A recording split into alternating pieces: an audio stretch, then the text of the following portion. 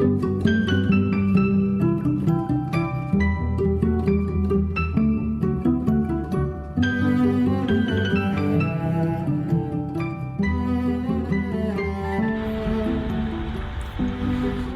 to Human Rights Education Now, a podcast series from Human Rights Educators USA.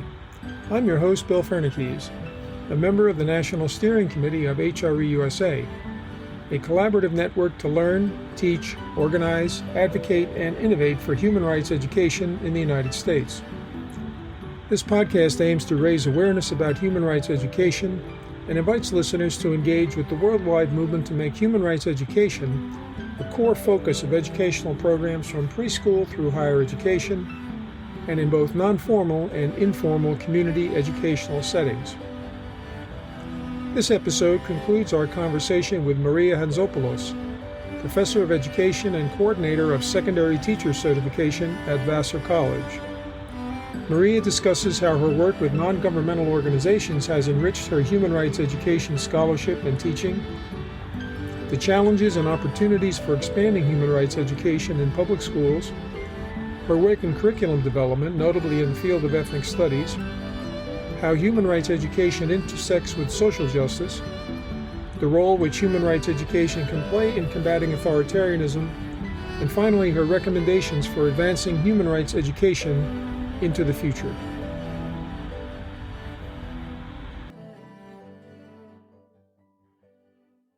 Another dimension of what you've done has been working with non-governmental organizations. So how do you see that related to the advancement of human rights and peace education? Yeah, so I've worked at various points with different NGOs, and most recently, one of the community partnerships I had was actually with a school, so a little bit different. And but that's where I think, the intersection of how higher ed can sort of work with communities in different ways to inform change is really important. So I'm going to talk a little bit about this project I just did in Poughkeepsie High School with my students about a year and a half ago. And we were really looking at human rights, migration, and the economy. It wasn't originally supposed to be about the economy. It was supposed to be just about human rights and migration. But the teacher we were partnering with said, I really want you to come to my econ class. So if you can make that intersection work, let's do it. And so what we did was she had her curriculum that she had to get the kids to pass these exams, right? These high stakes exams in order to graduate.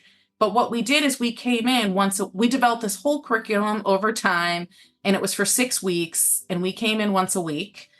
And it was like 9 of us, and really my students led it. I mean, I kind of mentored them, but they each led different pieces. And we did this wonderful, and I can send you the link, unit on human rights, migration, and the economy. And it really worked. And so I think in one way, we were a small intervention into her curriculum, which she really loved, right? Because she could allow for that space and allow us it gave legitimacy that we were coming from this college to come in. So, her principal loved it, things like that. But we were really able to have these meaningful conversations. And in Poughkeepsie High School, you did have a lot of students who were coming from migrant backgrounds themselves, right? So it was culturally relevant, but there were a lot of kids who didn't have that experience either. But it was, we use the windows and mirrors approach where, it's you're reflecting on your own world, but you're looking to the worlds of others, to really kind of advance these ideas. And those kinds of interventions, I think, are really, really nice ways. We were able to get funding to do that. Just it didn't really cost us much, to be honest, but just to get the transportation, and then have a celebration with the kids at the end, because that's really important as well. But that's an example of a partnership, right, that can actually impact public schools. Sometimes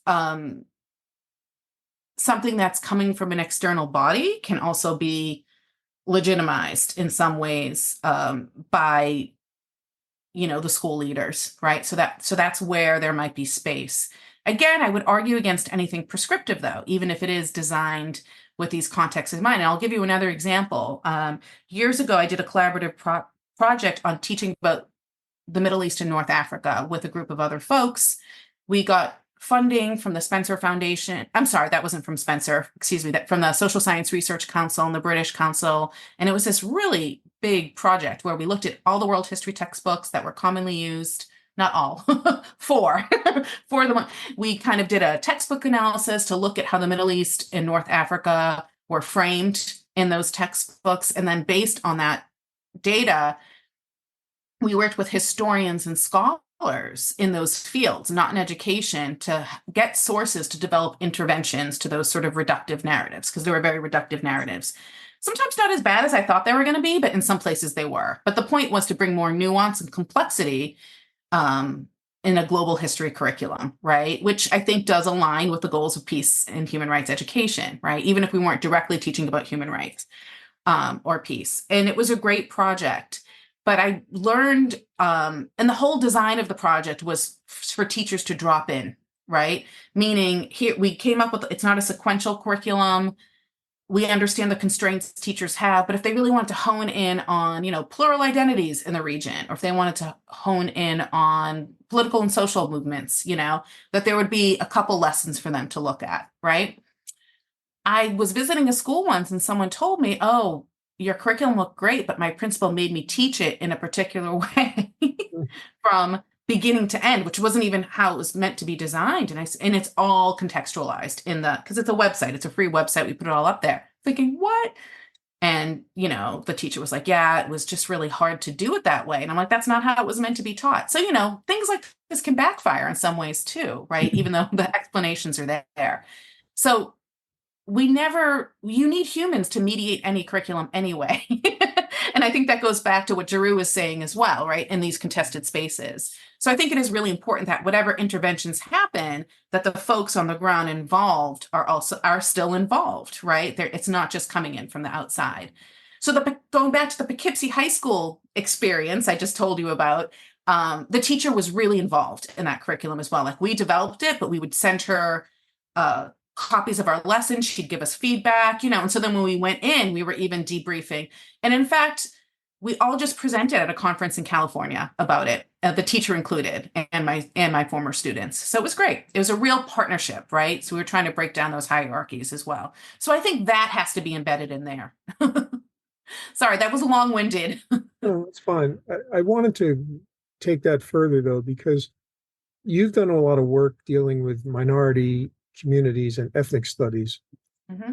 And we know from demographic data that children of color are going to be, they're the most rapidly growing population in the public schools nationwide.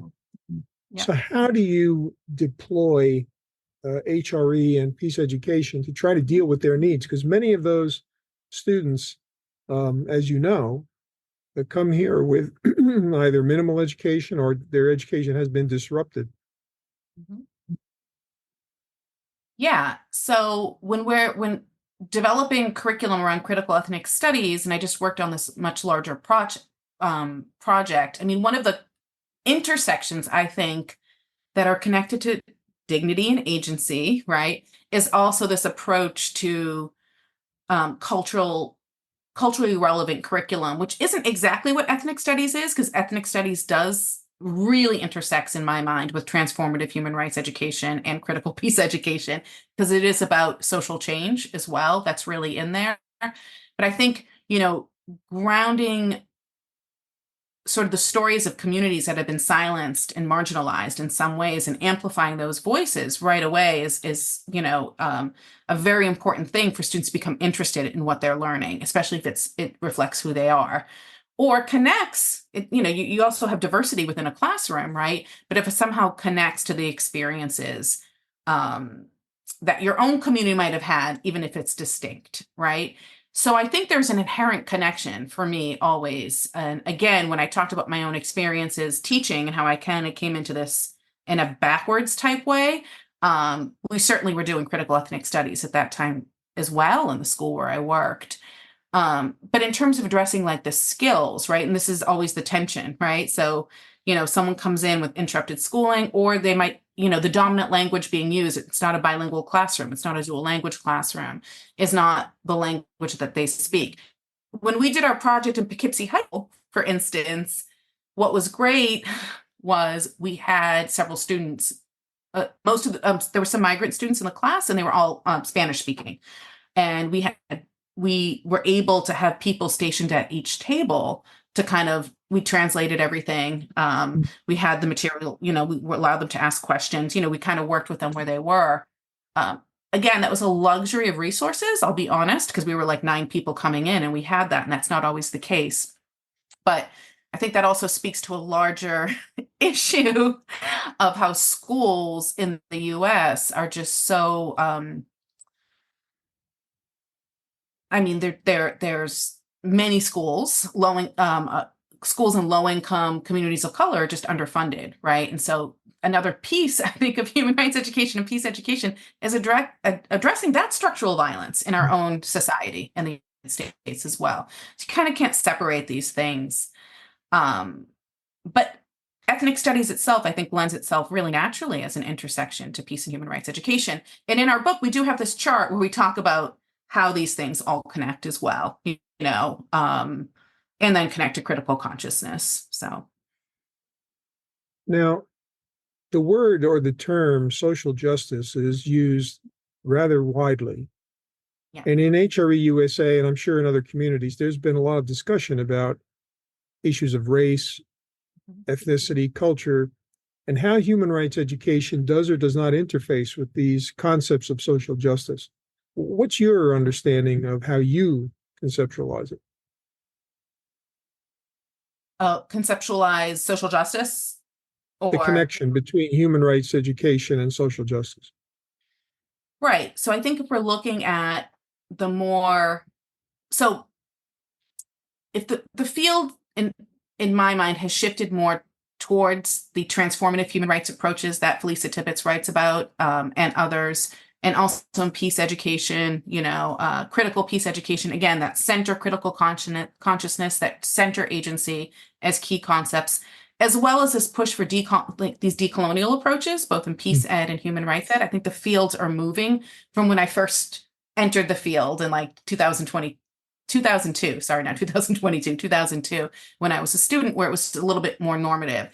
So again, I think those approaches definitely take up concepts, cultural rights, race, all of that stuff, and even the universal, even in its most normative framework, right? The Universal Declaration of Human Rights does take up those concepts as well. So I think, to me, I think it's there if you're employing this kind of more using this transformative agency as a key piece of the human rights work that you're doing, right?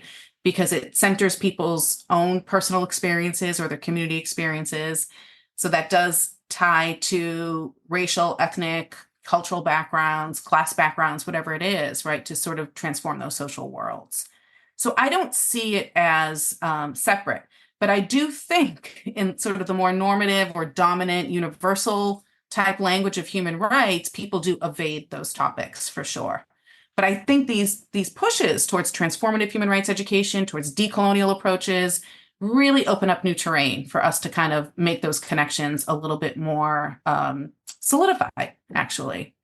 So I think that's very exciting. And we're at this interesting turning point, in my opinion, of human rights education. I think another piece in the US, we don't talk about human rights that much as opposed as a discourse in education, as in other countries where it's in their Ministry of Education description, even if they're not doing it, right? Human rights is mentioned.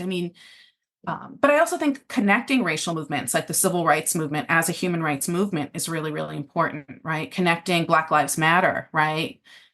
Connecting abolitionist movements to these are human rights movements, right? It's about in the inherent dignity of all people, right? So I think in all communities. So I think those connections just need to be forged in those particular ways. And again, it's not something that's often taken up in US schools so much, but there's a lot of potential for that connection to be made. And I think that allows for more linkages to sort of global struggles as well.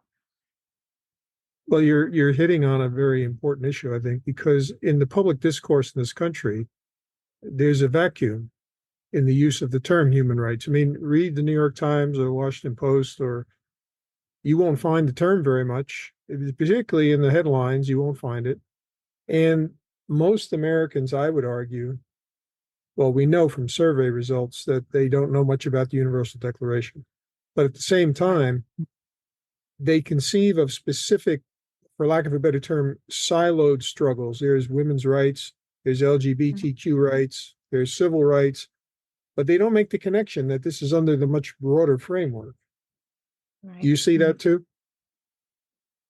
I do. But again, I think in general, yes. But I actually think that's why the UN, the Universal Declaration of Human Rights as a framework is something really interesting to look at with young people, because, we know it's unfulfilled in so many ways, in so many different contexts and places, but it's really a nice grounding tool to even contest some of the things that are said as well, but to also get on a local level to get the kids thinking about, how these rights intersect for them. So I'm going back to this Poughkeepsie project because it was so recent.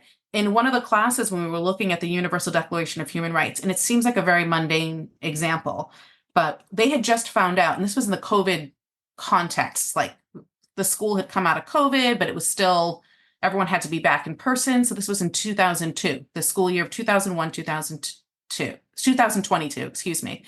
And they just announced, the school district, that they were going to cut into their vacation break, the one they have in the spring, to make up for learning loss, because of school cancellations, because of COVID or absences. And the students were really, really upset, understandably, right? They found it a week before. They thought they had the week off, and now they had to come in for 3 days, which didn't really seem fair. And that day we were looking at the Universal Declaration of Human Rights, and one of the students said, wait a minute, is it Article 24? I can't remember off the top of my head, maybe Article 26, the right to rest and leisure, right? And that student was like, they're taking this right away from this, right? We're entitled to this break next week, and they're taking this away from us.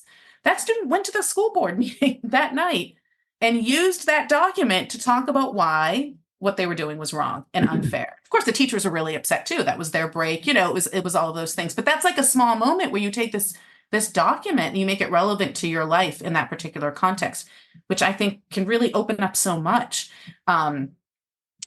So yeah, I just think it's not integrated. So, one thing needs to happen, I think, in schools, and while I'm not really into top-down policy so much, but I think there needs to be more explicit connections made between human rights language and what's happening in schools, particularly in a social studies curriculum, but not even entirely in that, right? So that discourse is important.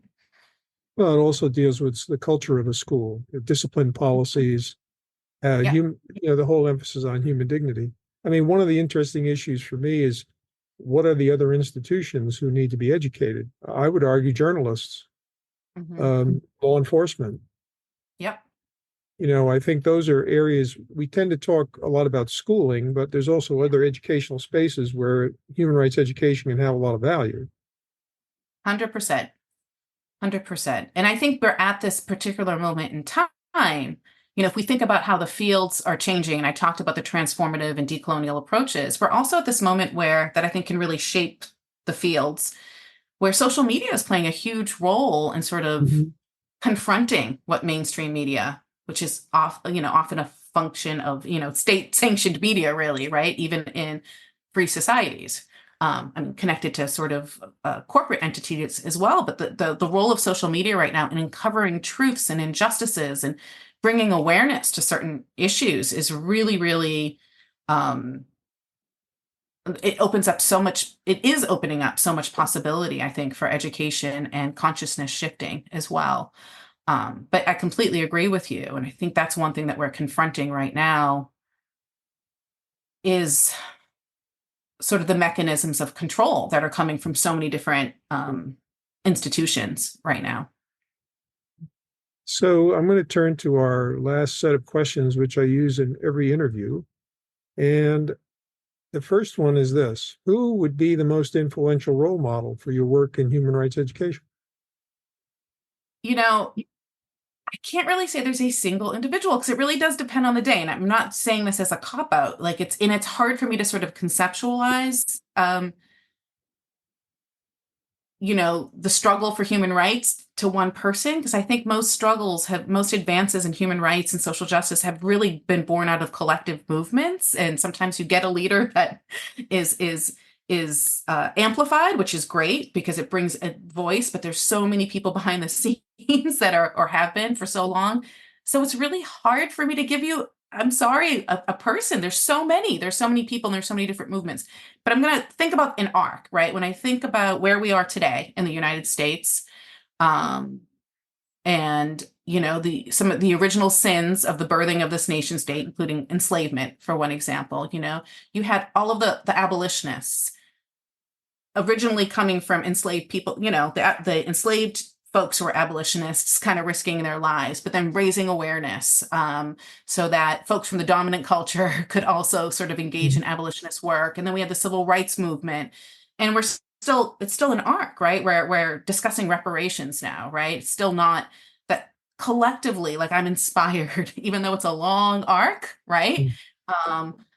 Of possibilities of really, really breaking down these oppressive institutions. And that's just like one example. So all the folks, we have the leaders, we know who they are, but we have all the folks on the ground that have done so much to kind of amplify these perspectives. I'm thinking in this current moment, you talked about journalism. The journalists on the ground in Gaza right now who are really risking everything to get the stories out when international press isn't allowed in. I know CNN was allowed in for the first time yesterday, but 2.5 months into this, risking their lives, we've seen so many journalists that have been killed, wounded, missing, but the folks that are there on the ground getting their stories out through social media actually, is really, really inspiring. And they're, I guess at this point they're risking their lives to show what's happening, but they feel they have no choice, right? So I would, say that the folks like Motaz, Aziza, Plestia, Alakad, who did get out, Bisan Wizard, they're really inspiring right now in terms of just being models for what it takes, to sort of raise awareness on these issues so that we can change them. Hopefully. Okay, it's looking very bleak. Sorry, I don't mean to go down that's that fine. road, but That's fine. So number two, what quote most effectively sums up your view of the importance of human rights? so, yeah, I thought about this for a minute because I'm like, the importance of human rights. I think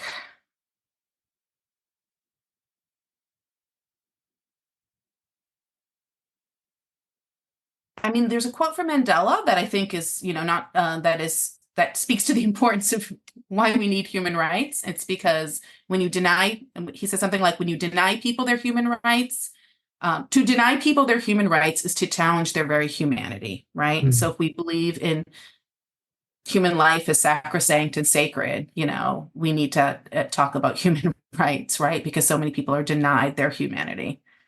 So I think that really speaks to me. Again, there's so many. There are other quotes that talk about change and collectivity and solidarity that are beautiful too. Yeah, I was torn between that one and, but I think that speaks to the importance of human rights. And so lastly, if you had the power to make one critical change to advance human rights education in the United States, what would you do? Well, I think what I mentioned before was intentionally, because there is so little human rights discourse in the US vernacular in schools, but like you said, in other places, I think intentionally using those frameworks in policy so it filters down into practice would actually be really, really helpful. But probably the most critical changes too would be to reverse some of the rigid policies that have really started to shape the American educational system. We talked about this and they intersect with policing actually as well, but the zero tolerance policies, the overemphasis on high stakes testing, all these things that create degrading environments for young people that almost prohibit their rights in some ways also probably need to be abolished as well. So those were two. Sorry. Two changes. I'll throw in censorship and academic freedom issues. Well, yes, that is all part of it. And, I think you were asking earlier, and I went off on a different tangent, but just thinking about, it's a double-edged sword right now, right?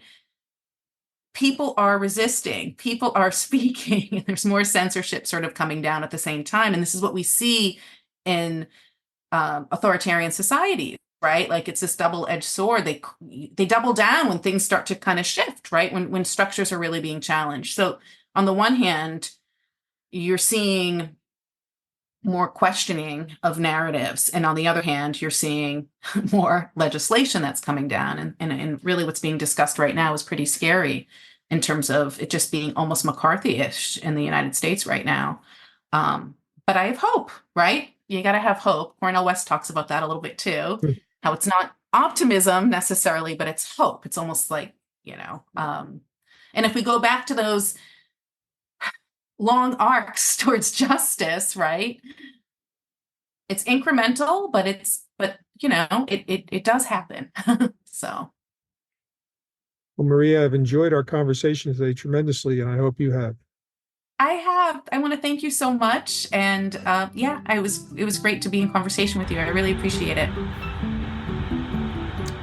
Thanks for listening to Human Rights Education Now.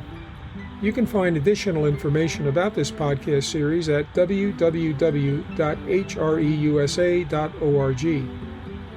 Each episode is available on the HRE USA podcast page, Spotify, Apple Podcasts, Google Podcasts, Player FM, and Deezer. They will soon be available on YouTube and SoundCloud. You can also download each episode as an MP3 file. If you have questions or comments about this podcast, send them to Christy at hreusa.org. That's KRISTI at hreusa.org. Our podcast team includes host and producer Bill Fernikes, executive producer Christy Redelius-Palmer, editor Elizabeth Schwab, sound designer and project manager Sabrina Sanchez, communications and public outreach coordinator Jessica Terbruggen, and production coordinator Jasmine Chizu Gota. The Human Rights Education Now logo was designed by Kim Berering. Human Rights Education Now is a production of Human Rights Educators USA, a project of the Center for Transformative Action in Ithaca, New York.